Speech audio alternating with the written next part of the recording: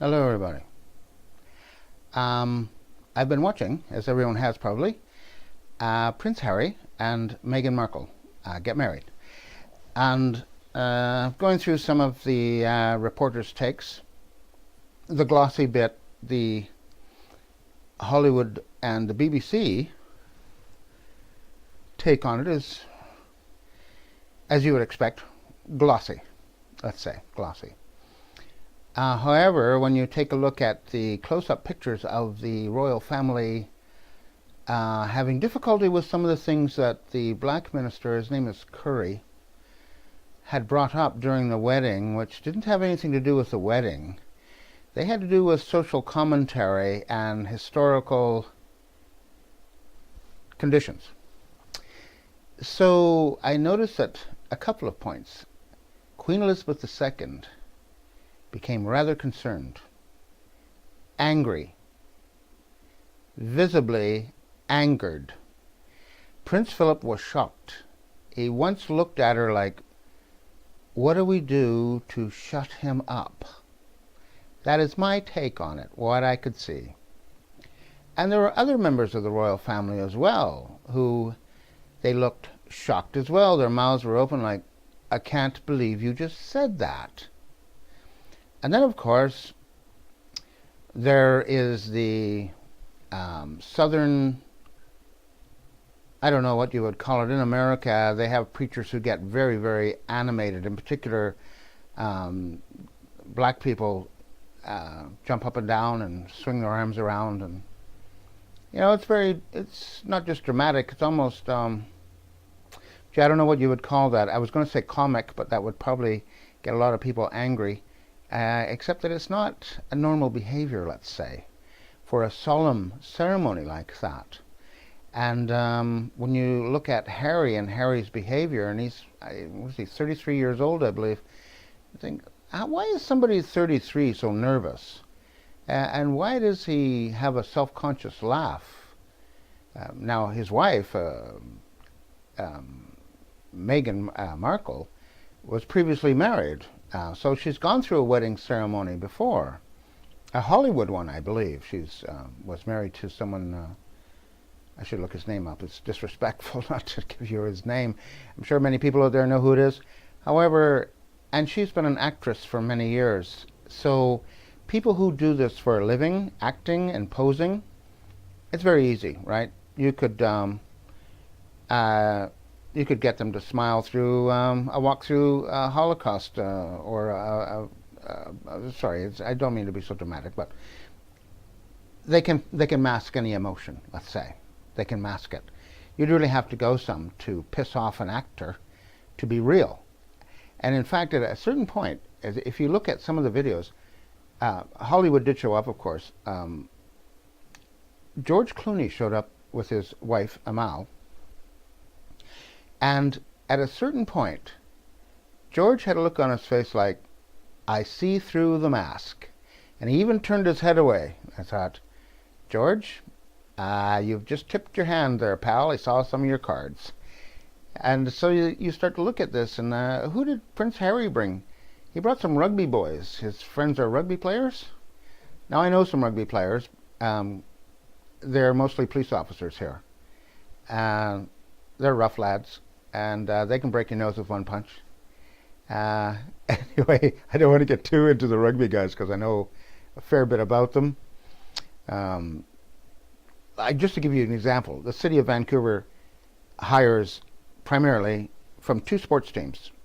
For the men, it's rugby, and for the women, it's hockey players. There are quite a few women hockey players that are police officers at the Vancouver Police Department, and quite a few of the male officers are rugby boys. They are. I lived with a rugby girl for a short time, and they can drink a lot of beer, and they can eat a lot of chicken wings. It's really a phenomenon, I thought, that my girlfriend, she at one sitting, I shouldn't say this because she's going to be angry if she's watching this, but it's true, I was there. She never goes anywhere without her girlfriends, and one of the girlfriends had a boyfriend, and so there's 5 of us usually, 3 girls and 2 guys. So anyway, at the sitting, she ate 72 chicken wings. I managed to eat 24, and I thought I did well. She ate 72. And her girlfriend said, come on, I almost said her name. You can do better than that. She said, I can eat 100. I've done it before. But she looked at me and she said, but I don't want to scare you. I said, I'm scared now. She ate 72. I mean, and there's not much, they're just bones. And she could cook chicken wings very, very well. She was really good at it. I was quite impressed. I don't know if she can cook anything else, but she likes to cook chicken wings. And drink beer. Foster's Lager, the golden throat charmer. One of the most dangerous beers in the world. Crikey. Danger. Foster's Lager. Might go off the boil. Anyway, let's get back to Harry's wedding. When they drove away, he drove away in an old car, a convertible. Looked like a Jaguar to me. I might be wrong. Some of the British sports cars are quite different from North American ones, of course. It might have been an Aston Martin, but I believe that was an old Jaguar convertible. It might have been an X-type, two-door, of course, very low to the ground. And when she tried to get into it, I noticed that she hit the seat rather hard, and he has to get her the rest of her dress in the door and all that. So they're driving away, right?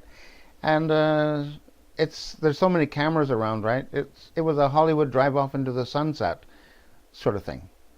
But I found this royal wedding to have a very heavy Hollywood feel to it. Very heavy. It didn't look royal at all. Not much solemnity even. Almost. I don't know who it was made for, as they said. Some of the reporters said it was personal to them. They made a personal wedding, which I guess you can do that if you like, except the protocols in the royal family are rather strict. They're quite strict. And I noticed that the Queen very often had a look on her face like, this is not cricket. This is not the way we do it. However, they paid for it. The royal family paid for the wedding. They had 2 receptions, I believe, and Elton John played, and goes on and on. I'm glad it wasn't me, but it certainly was. It tells you things about the inner workings of some very top families and people who have great power. The Queen of England is a very powerful woman. Very. At that level of society, they can make things happen to you that look like an accident. And if you didn't take the warning, if you survived it and you didn't take the warning, the next time you will not survive it.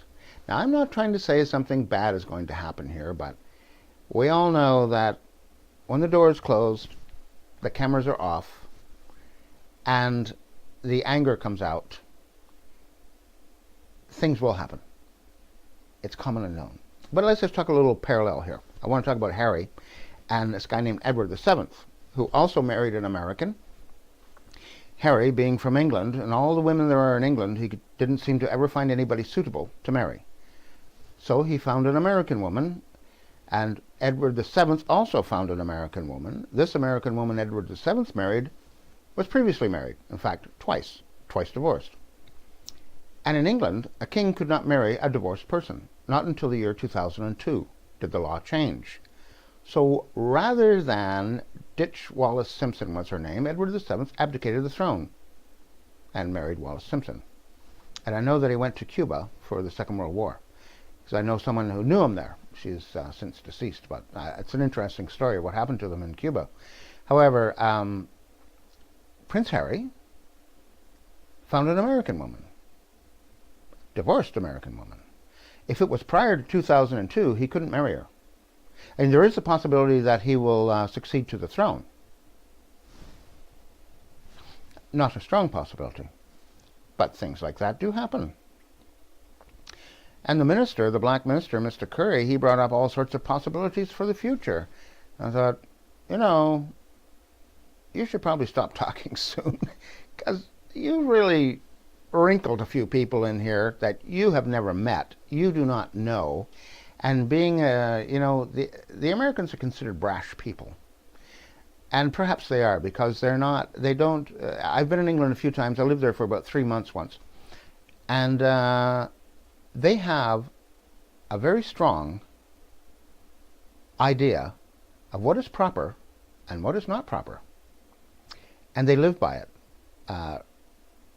strongly, almost religiously. They live by it, and they respect it.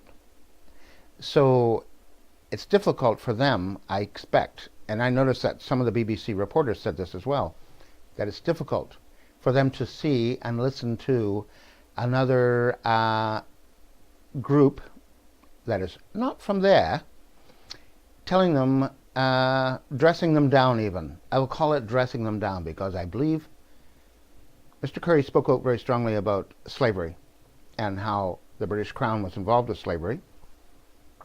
I brought this up before with a woman named Bridget Enabor, who I used to work with, and she used to own slaves. Her and her family owned slaves in Jamaica before she ended up in Canada. And there was a revolt in Jamaica, and a man like Michael Manley became the leader of the country, and he ended slavery. He ended it. And I expect the Queen, which was Queen Elizabeth II, as Queen Elizabeth II at the time, I'll bet she was very happy that it ended.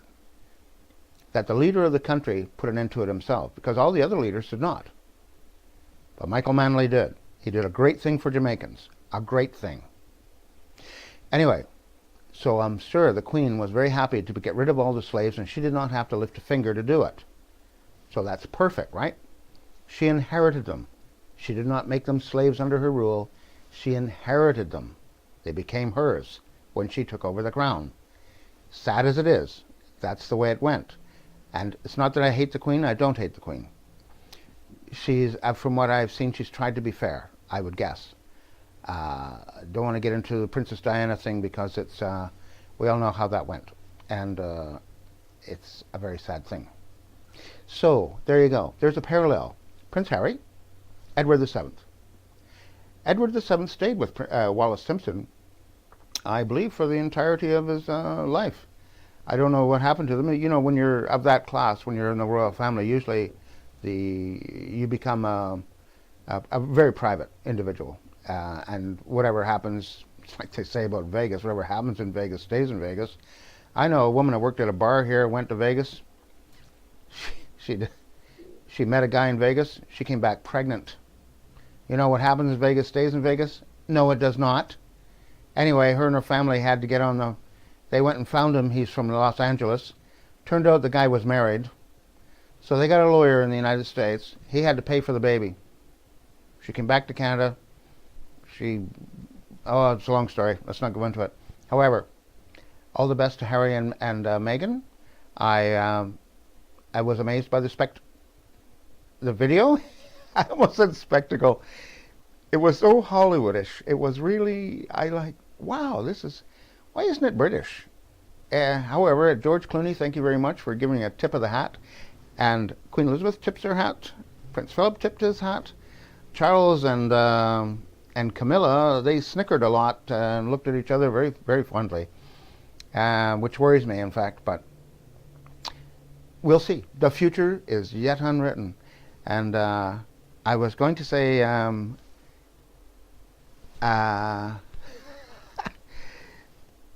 have to be careful, you know, because I'm not exactly bulletproof.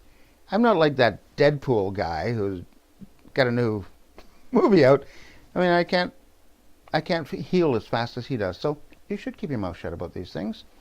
And in Canada, we have our own problems, of course, mostly with the fascist dictatorship that we live under, which they don't want to call it that, except that it is, because there is no freedom here, and there is no justice in this country. I've been at this for many years now. It has not changed. In fact, it continues to get worse. I would like to say something positive on my way out here, because I'm watching the clock, of course, and I'm getting very close to the end. However, I can't imagine what's going to happen next. It's almost, let's see, what is it? It baits you. What do they call this in Hollywood? It's a teaser. It's a teaser. And I was looking at all these people, in the weddings, like, how many princes are there? How many, I think I've used them all, plus my toes. How many princesses are there? Well, there's lots of those.